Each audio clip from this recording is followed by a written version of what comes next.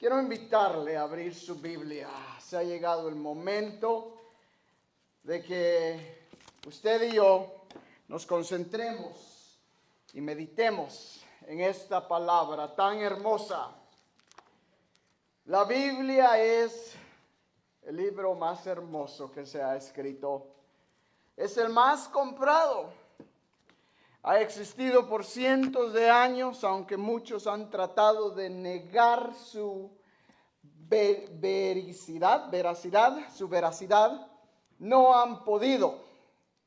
Y en realidad en este día vamos a estar cubriendo y vamos a estar hablando, regresando a nuestro estudio en segunda de Pedro. Déjeme conectarme aquí para que usted lleve sus notas. Sé que hay varios de ustedes que les gusta llevar notas, así es de que para que usted lleve sus notas, aquí está. Estamos en la segunda epístola del apóstol Pedro y en este día estaremos viendo mi tema favorito, las Sagradas Escrituras. En realidad este es mi tema favorito. Yo sé que cada vez que nos reunimos les digo que este es mi libro favorito, este es mi versículo favorito, este es mi capítulo favorito, pero este de verdad es mi tema favorito. Estoy apasionado por la palabra de Dios y entre más la estudio, más me doy cuenta que tampoco sé.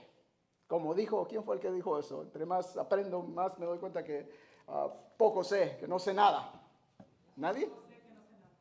Bueno, quien sea que lo haya dicho, yo lo repetí. Pero la palabra de Dios es algo hermoso, mis hermanos, que cambia vidas. Este inútil servidor está aquí frente a usted por la palabra de Dios, porque la palabra de Dios cambió su vida. Aunque crecí en un hogar cristiano, un hogar creyente, mis padres son pastores. Mi padre ha sido pastor por más de, yo creo que ya lleva como 30 años siendo pastor. Yo crecí en la iglesia y sabía las historias, sabía la Biblia, conocía la Biblia, pero en realidad no fue hasta 2015 que el Señor me llamó y utilizó la palabra de Dios para cambiar mi vida. Y en este día estaremos contemplando, con la ayuda de Dios, el versículo 16 al 21 del capítulo 1 de Pedro. Y está Pedro aquí hablando y nos está dando ver la importancia, la veracidad de la Biblia, la autoridad de la palabra de Dios. Y desde el versículo 15, que fue donde nos quedamos el domingo pasado, dice Pedro, también yo procuraré con diligencia que después de mi partida vosotros podáis en todo momento tener memoria de estas cosas. ¿No se alegra usted porque estos hombres tuvieron la diligencia, se encargaron? Ya Pedro estaba a punto de morir, quizás ya sabía el día y la hora. Se cree que Pedro fue crucificado y nos dice la tradición que fue crucificado de cabeza abajo, ¿sí así se dice? Cabeza abajo. Porque Pedro dijo, no soy digno de la misma muerte de mi Señor Jesucristo. Y se cree que esa fue la manera que Pedro murió. Si es así, quiere decir que Pedro estaba ya en los últimos años del año 64, 67, que es más o menos cuando se cree que Pedro falleció. Ya el emperador Nero había empezado a perseguir la iglesia. Y Pedro ya sabe que ha llegado sus últimos días. Y es interesante que lo último que Pedro nos deja escrito, nos enseña, es la importancia del conocimiento bíblico, que es lo que esta carta enfatiza. La palabra de Dios, a propósito, la Biblia. Cada vez que usted escriba, mencione la Biblia, yo le voy a pedir que lo haga con una B mayúscula, porque muchas personas Se refieren a la Biblia con B minúscula. Y cómo me molesta cuando veo esto. Porque la Biblia no es cualquier libro. La Biblia es sagrada. Se escribe con B mayúscula. Lo mismo del nombre de Dios. Es con D mayúscula. Es el único Dios. Es un nombre propio. D minúscula es de los dioses paganos del mundo. Mi Dios se escribe con D mayúscula. La Biblia es la palabra de Dios. Es viva. Hebreos capítulo 4, versículo 12. Si quiere ir conmigo, voltee sus hojitas ahí a la izquierda. A propósito, espero que haya traído Biblia. Pero si no ha traído Biblia, tenemos Biblias para darle para que usted lleve la lectura. Si necesita una, simplemente levante su manita y le podemos entregar una. Hebreos 4:12 dice, porque la palabra de Dios es viva y eficaz y más cortante que toda espada de dos filos y penetra hasta partir el alma y el espíritu, las coyunturas y los tuétanos y discierne los pensamientos y las intenciones del corazón. Este es uno de los versículos lemas en mi vida. Y cada vez que abro esta palabra tengo que pausar y recordar, la palabra de Dios me va a hablar ahorita.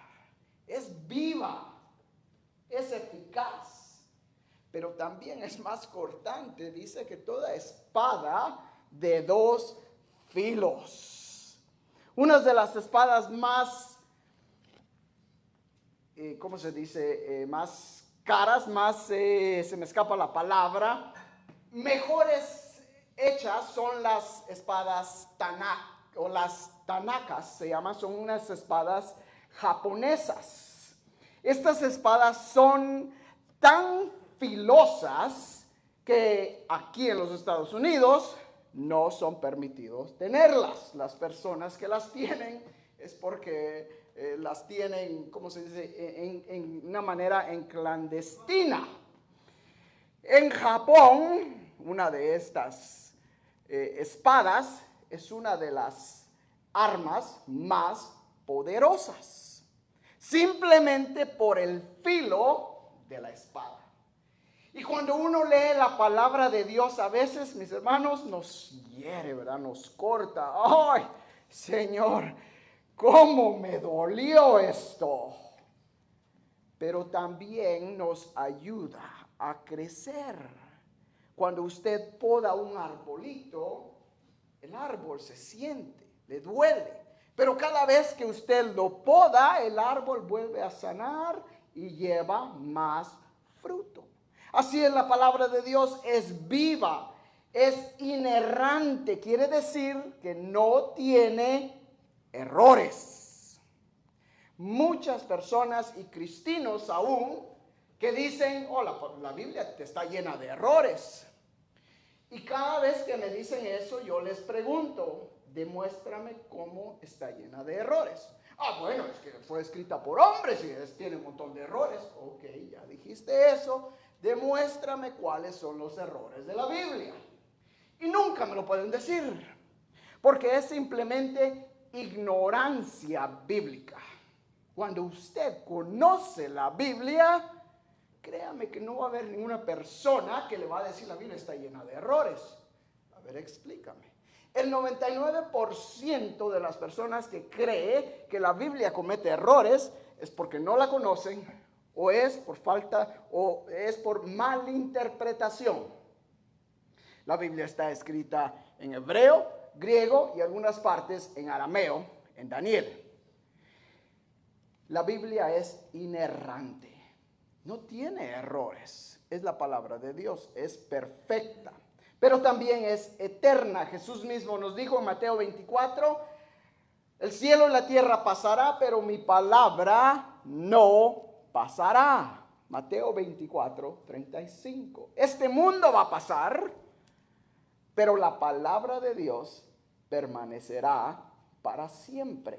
Lo que está escrito aquí se ha cumplido y se va a cumplir. Es autoritativa. Martín Lutero fue el que empezó la frase de sola escritura. Quiere decir que lo único que usted necesita para entender la Biblia es la Biblia.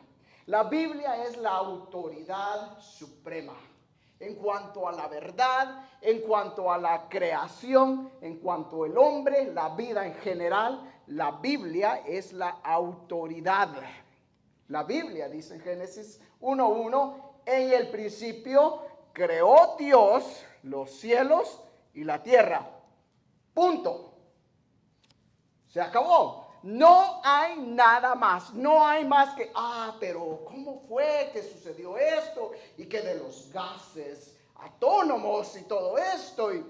No, en el principio creó Dios los cielos y la tierra. ¿Cuánto eso embarca? Usted tendrá que hacer su propio estudio, pero la autoridad de la Biblia nadie la puede poner a prueba, porque es autoritativa. Es verídica, quiere decir que se ha cumplido, es verdadera. Es profética. 1/3 de la Biblia es profecía. 1/4 de este tercio ya se ha cumplido.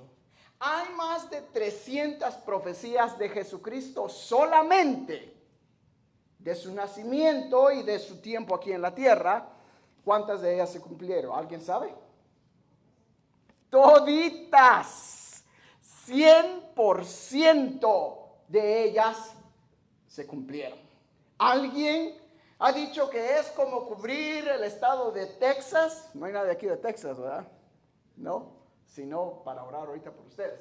Pero es como cubrir el estado de Texas con pennies, dicen, con unos centavos de esos, ¿no? Y todos los centavos están medio café, ¿no? Y hay uno que esté bien brillante. Es llegar y sacar con los ojos vendados ese penny que está brillante, fuera de todos. El porcentaje es astronómico. Es imposible para que el hombre pueda hacer una profecía de esta manera. Sin embargo, cada una de las profecías de Jesucristo se cumplieron. Por lo consecuente, quiere decir que la Biblia es histórica. Usted puede ir al Antiguo Testamento y puede ver nombres, lugares que arqueológicamente se han comprobado. Y aún ciudades como Sodoma y Gomorra, que muchos dicen, esas ciudades no existieron, recientemente han excavado lugares donde han encontrado cimientos, donde la tierra fue quemada, literalmente con fuego, y dicen, ¿cómo fue esto? Yo les puedo decir, se llama Sodoma y Gomorra. El día que Dios mandó fuego para destruir estas naciones es histórica. La palabra de Dios, mis hermanos, es para leerla y memorizarla. Leía una vez, decía, la medida de un hombre de fe se demuestra en cuántos versículos conoce. ¿Cuántos versículos conocemos? Había un juego que jugábamos, no voy a decir hace cuánto tiempo, pero en mi juventud, que les llamábamos esgrimas. ¿Sí ha escuchado de eso? Quizás sí, algunos que han crecido en la iglesia.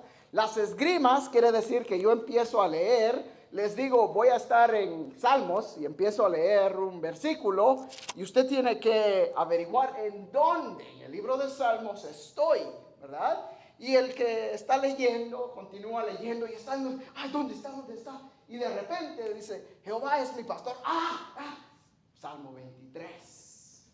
¿Qué tanto conoce usted su Biblia? ¿Qué tanto la memoriza? Pero sobre todo, mis hermanos, la palabra de Dios es para compartirla. No estoy hablando que usted tiene que darle Biblia a todo el que se encuentre.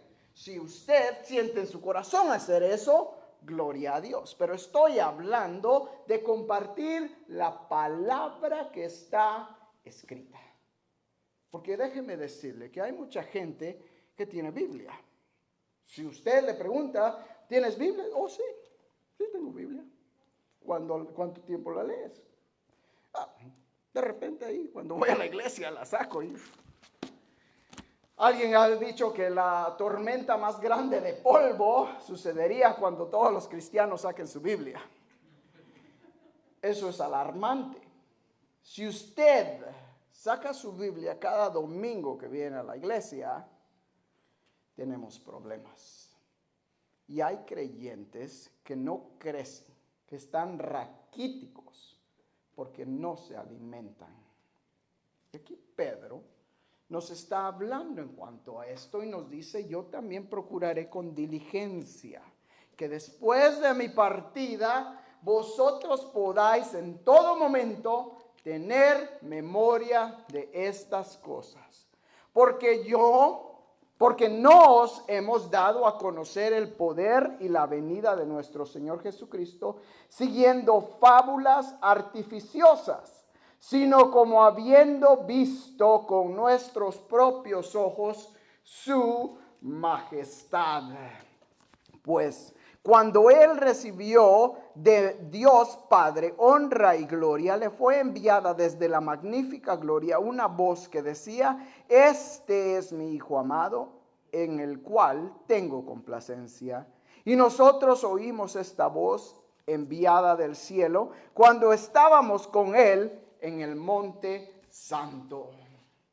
La autoridad de la palabra de Dios es verificada en la transfiguración. Quiero que vaya conmigo al libro de Lucas. En realidad la transfiguración aparece en los 3 evangelios. Como ya hemos estudiado los 3 evangelios sinópticos, hemos visto que Mateo, Marcos y Lucas son similares, pero cada uno de ellos contiene cosas que los hace únicos, los hace diferentes al otro. Entonces, Mateo, como ya hemos visto, se enfoca en los dichos de Jesús. Cuando usted lee la transfiguración a través de los ojos de Mateo, usted va a encontrar todo lo que Jesús dijo estando en el monte. Cuando lee Marcos, se cree que Marcos escribió el libro a través de los ojos de Pedro. Quiere decir que Pedro le dictó muchas de las cosas que Marcos escribió. Entonces usted encuentra lo que Pedro vio en el monte de la transfiguración. Y por último tenemos a Lucas. ¿Quién era Lucas? Un historiador, un doctor. Lucas abarca los detalles más importantes para que el que no conoce la tradición judía lo entienda. Así es de que vamos a Lucas 9, 28. Sé que no estamos avanzando mucho, pero sí les dije que es mi tema favorito, ¿verdad? Así es de que no puedo decir que no les dije. 9:28. Lucas 9:28. Dice Lucas hablando: aconteció como 8 días después de estas palabras que tomó a Pedro, a Juan y a Jacobo y subió al monte a orar. Y entre tanto que oraba, la apariencia de su rostro se hizo otra, y su vestido blanco y resplandeciente. Y he aquí 2 varones que hablaban con él, los cuales eran Moisés y Elías, quienes aparecieron rodeados de gloria y hablaban de su partida que iba Jesús a cumplir en Jerusalén.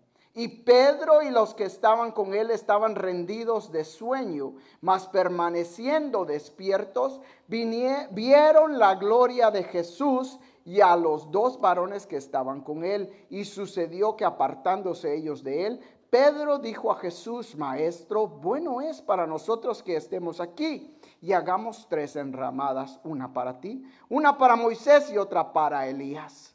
No sabiendo lo que decía. Mientras él decía esto, vino una nube que los cubrió y tuvieron temor al entrar en la nube. Y vino una voz desde la nube que decía: Este es mi hijo, a él oíd.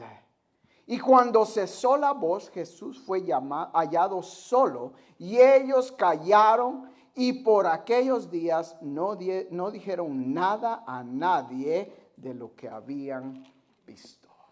Regrese a Pedro. En primer lugar, ¿qué tenemos aquí? La transfiguración nos verifica la autoridad de la palabra de Dios.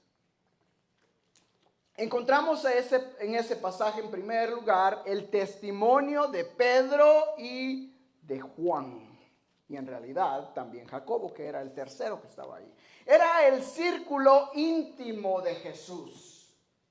¿Alguna vez se ha preguntado usted, por qué solo a ellos llevó Jesús? ¿Por qué no a los demás? Yo también me he hecho esa pregunta y no lo sé. Tendré que preguntarles cuando llegue al cielo. Pero en realidad me he dado cuenta que eso, la transfiguración, sucedió ante los ojos de los discípulos para que ellos dieran testimonio de lo que había acontecido. Los discípulos hasta este momento ya conocían a Jesús. Habían creído que Jesús era el Mesías. Cuando Jesús les preguntó: ¿quién dice la gente que soy yo? ¿Y quién decís vosotros que soy yo?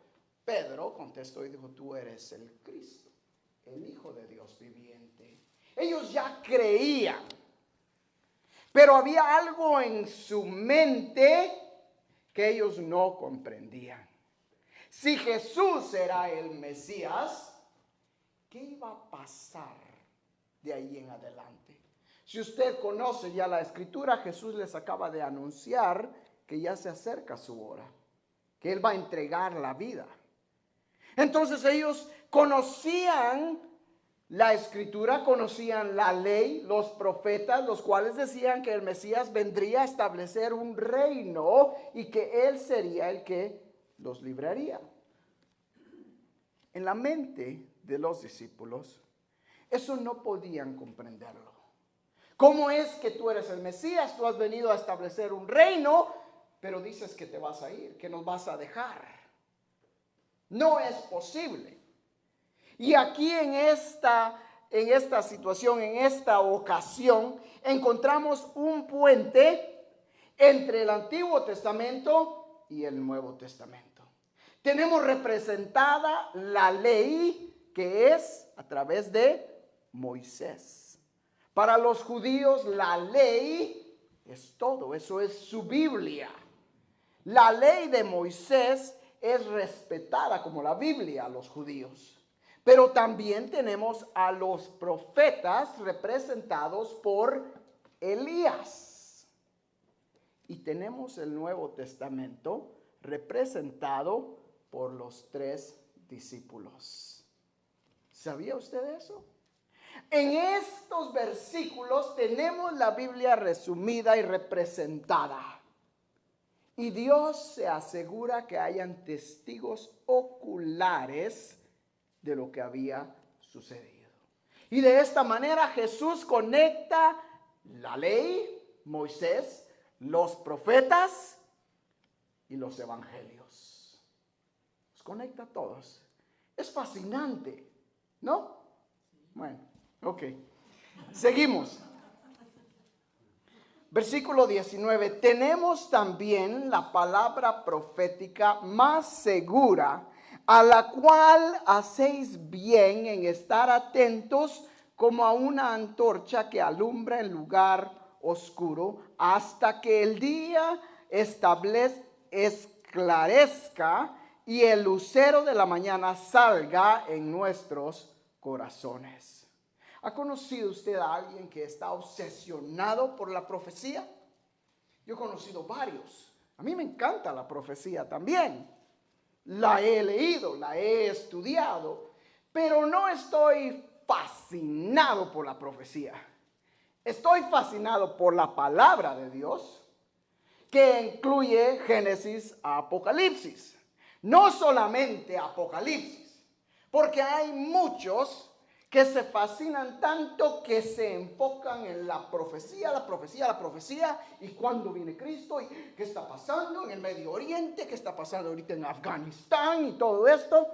Yo se lo podría resumir todo. Jesús mismo dijo, oiréis rumores de guerra. Y es necesario que todo esto acontezca. Es la profecía. Está pasando y se va a cumplir al pie de la letra. Ahora, a mí no me interesa saber mucho lo que está pasando, aunque sí me importa, pero lo que más me interesa es estar preparado para el día y la hora cuando Cristo venga por mí.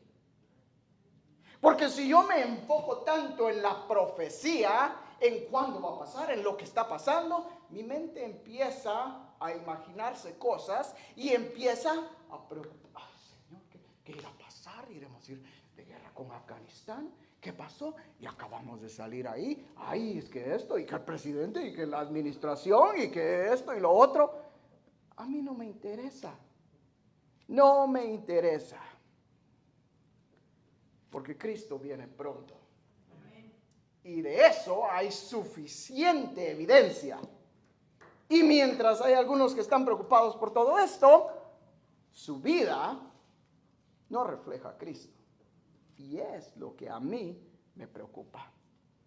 Pero nótese que Pedro no dice que debemos de olvidarnos de la profecía. Dice el versículo 11, tenemos también la palabra profética más segura. Quiere decir, ya lo sabemos que es segura, se ha cumplido, a la cual hacéis bien estar atentos. Pablo, ya los empiezo a confundir, Pablo nos dice que no debemos de ser ignorantes de tres cosas. ¿Cuáles son? ¿Alguien sabe?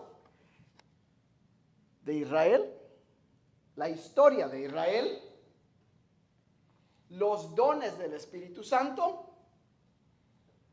y el día que Cristo regrese. Esas son las cosas que Pablo nos dice que debemos de saber. No quiero, dice Pablo, que seáis ignorantes. Si usted quiere saber las citas, véame después, pero encuentra la de la historia de Israel en Romanos capítulo 11 y la segunda venida de Cristo en Primera Tesalonicenses. Y Pablo nos dice, no quiero, y los dones en Corintios, no quiero que seáis ignorantes.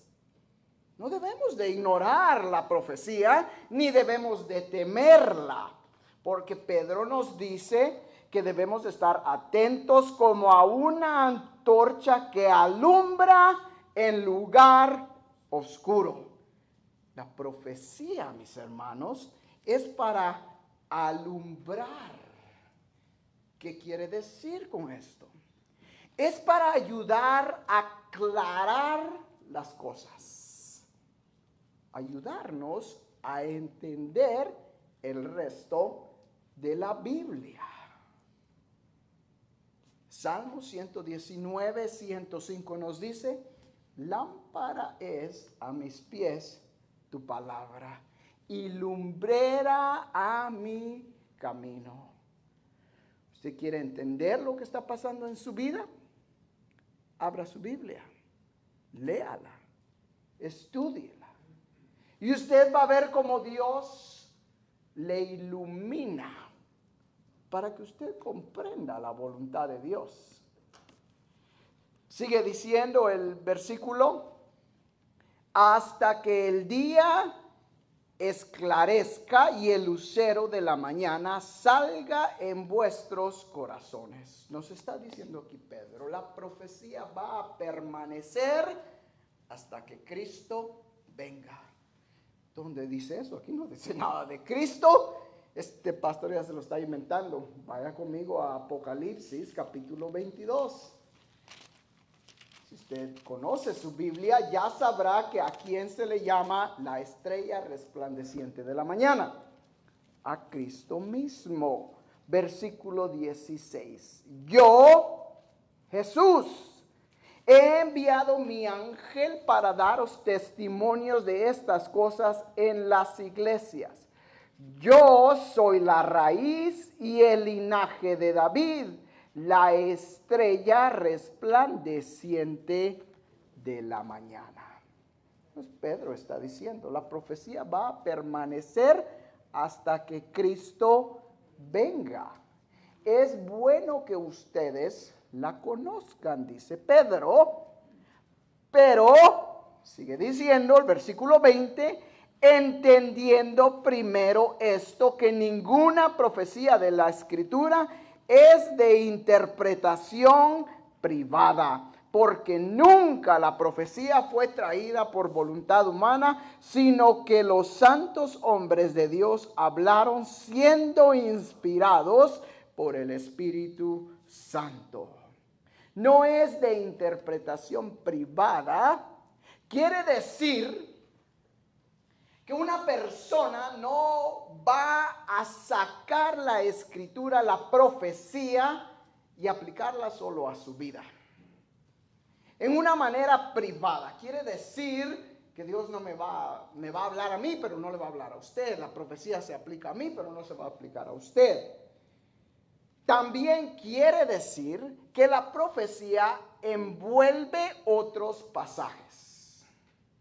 Un texto sin su contexto es solo un pretexto. Y hay muchos que son buenos para eso, ¿verdad? Hoy dice la Biblia, no juzguéis para que no seáis juzgados, pastor. De veras, vamos a leer el capítulo entero. ¿De qué nos está hablando Jesús? También decimos, ¿verdad? Donde 2 o 3 estén congregados, ahí está Dios, pastor. Gloria a Dios, así es. Veamos el contexto de ese versículo y está hablando en cuanto al perdón. Así es, léalo usted. Mateo capítulo 7. Así es de que no debemos de sacar un versículo y sacarle una interpretación privada, una interpretación a un solo versículo y olvidarnos de toda la palabra. Sigue diciendo Pedro, versículo 21, porque nunca la profecía fue traída por voluntad humana, sino que los santos hombres de Dios hablaron siendo inspirados por el Espíritu Santo. La inspiración divina no quiere decir que los hombres que Dios usó para escribir la palabra de Dios eran como robots, que no tenían voluntad propia, que solo estaban haciendo... ¿Qué dijiste, Dios? Se me pasó, ¿puedes repetirlo otra vez? No, Dios les dio el mensaje a través de su divinidad, inspirado por el Espíritu Santo, pero fueron los hombres que Dios usó los que lo escribieron. Muchos de ellos nos revelan sus características a través de lo que escriben. Isaías, Ezequiel, cuando ellos hablan, cuando el profeta Ezequiel habla en cuanto a la muerte de su esposa, puede ver uno la tristeza en el corazón del profeta. Sin embargo, tenía un mensaje que dar y lo dio. Es como que yo les dictara a ustedes y le dijera, hermano, necesito que le dé un mensaje a tal y tal hermano, ¿verdad? Dígale que llego ahí por eso de las 4 de la tarde. Y usted dice, muy bien, pastor, yo le mando el mensaje. Y manda usted el mensaje, ¿verdad? ¿Qué manda usted? El pastor llega a las 5. O dice usted, buenos días, buenas tardes, mi hermano, que el Señor le bendiga, espero que se encuentre bien, como muchas veces lo hago a veces, ¿verdad? y les decimos, el pastor, ¿le gustaría visitarlos por esta hora? ¿Estaría bien esa hora o no? ¿Le agregó usted al mensaje? Sí, le agregó sus propias características, pero el mensaje permaneció el mismo. Y eso fue lo que hicieron estos escritores que Dios inspiró a través del Espíritu. Y eso es lo que Pedro nos está diciendo aquí. Porque nunca la profecía fue traída por voluntad humana, sino que los santos hombres de Dios hablaron siendo inspirados por el Espíritu Santo. El mensaje es de Dios, el mensaje es del Espíritu Santo, aunque muchas de sus características a veces salen a reducirse. La Biblia es un libro de Dios, es un libro humano. Y hay muchos que tienen un problema con eso. Dicen, la Biblia fue escrito por humanos. Sí, fueron inspirados por Dios. Claro que sí. Capítulo 2, versículo 1. Estoy viendo el reloj, no se preocupe. Al siguiente domingo lo volteamos para que no veamos.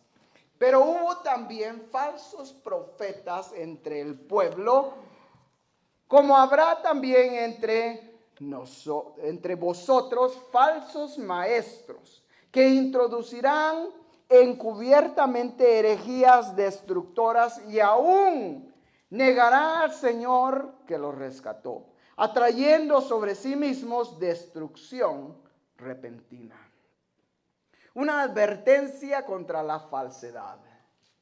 Y es lo que veremos el domingo siguiente con la ayuda de Dios. Porque en estos días usted encuentra mucha falsedad. Y me atrevo a decir que quizás encuentra más falsedad que verdad. Y usted debe de tener mucho cuidado a quién escucha. Yo soy un pastor celoso. Y estoy seguro que no soy el único. Yo estoy seguro que Pastor Helios dirá lo mismo.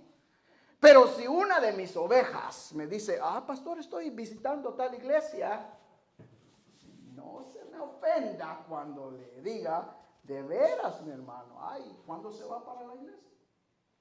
Váyase. Si la comida que está recibiendo aquí no le está llenando, vaya donde el Espíritu le llene. Pero hágame favor, no ande de iglesia en iglesia, porque eso es aún peor. No quiero decir que no le voy a decir, hermano, ¿por qué está hablando con tal y tal? No, de ninguna manera. Pero hay personas que tratan de introducir una doctrina que no es la misma que nosotros predicamos aquí. Y yo como pastor debo de velar por las ovejas.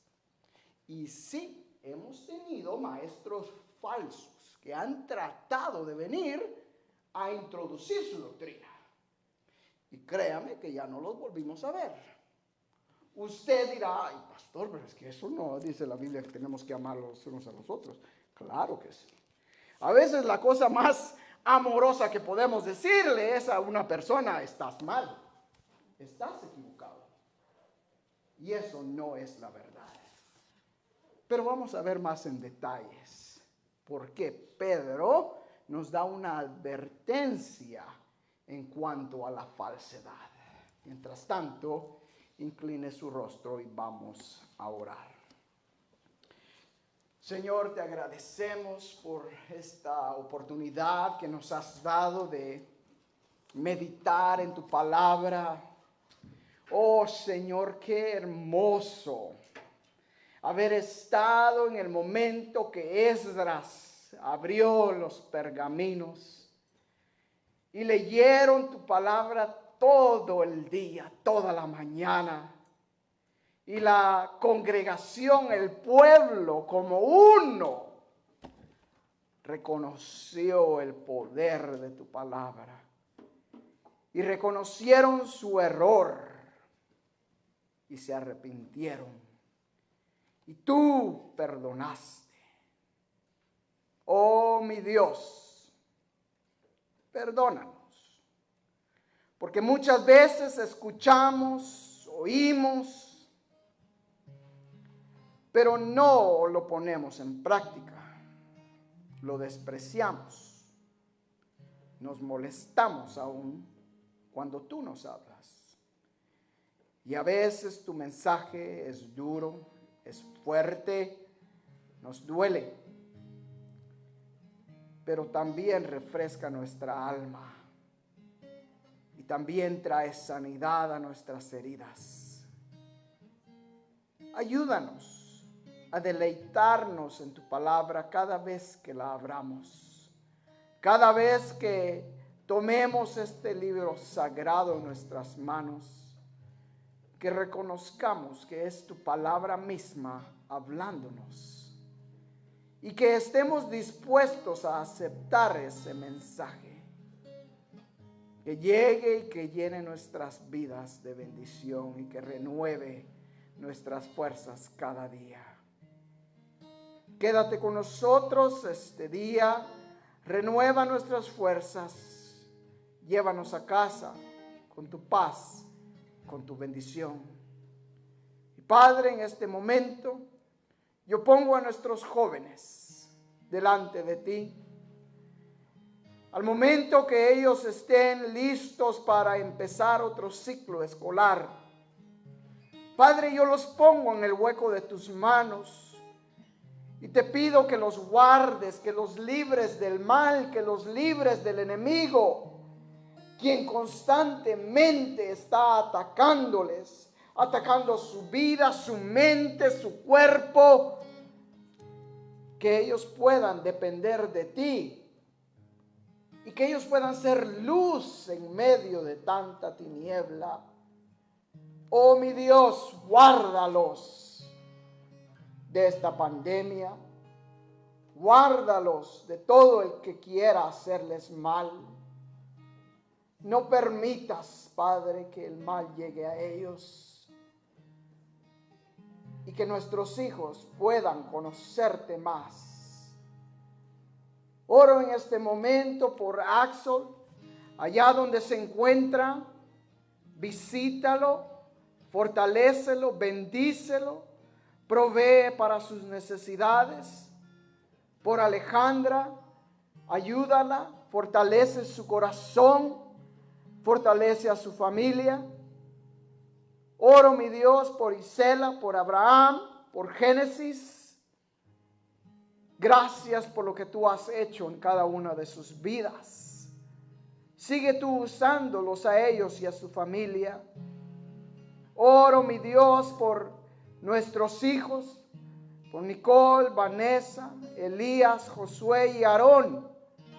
Oh Señor, líbralos de todo mal, guárdalos y fortalécelos.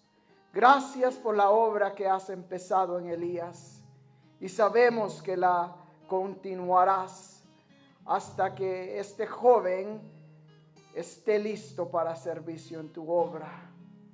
Bendícelo, mi Dios. Oro por los hijos de mis hermanos César y Cindy, por sus niñas, bendícelos, guárdalas, protégelas.